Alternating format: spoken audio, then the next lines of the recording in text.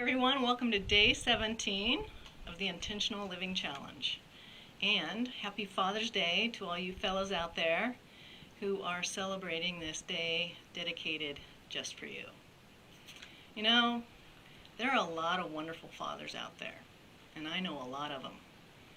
My brother's one, my nephew is one, and a whole bunch more. And then there are those that struggle. And my dad, George, was one of the strugglers. It's just how it was, and it's just who he was.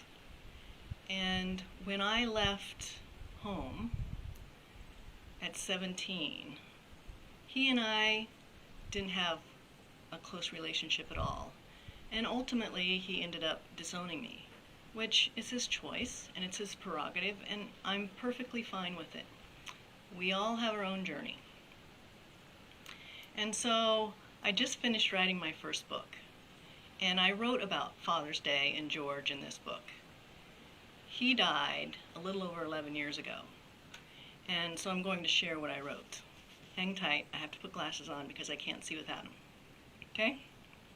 Here we go.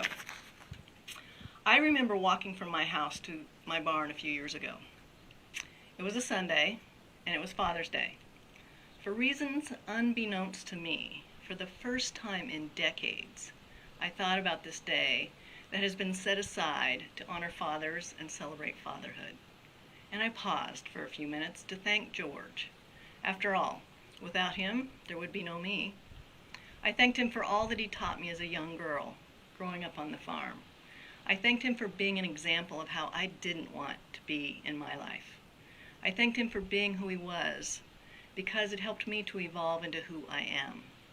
I thanked him for Dan, the best brother a girl could ever have. I thanked him for being a heavy-handed dad, because it taught me to be a wholehearted woman. I thanked him for disowning me, because it allowed me full ownership of my being. And finally, I thanked him for dying, because that's when I decided to start living. So on this Father's Day, I set us both free.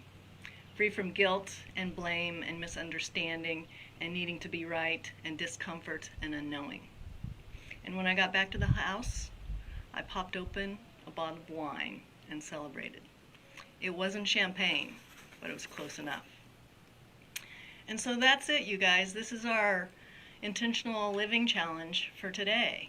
If there is someone out there, whether they're still living or not, that you need to forgive, I want you to do it. And it might even be yourself.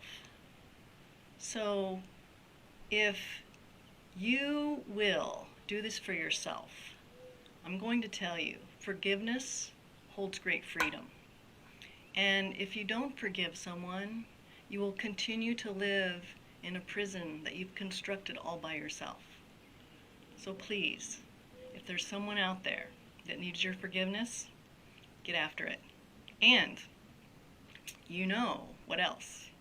If you haven't already done it, go out there and have a kick-ass day. And all you dads out there, once again, happy Father's Day. I'll talk to you tomorrow for day 18 of the Intentional Living Challenge. Take good care. Bye-bye.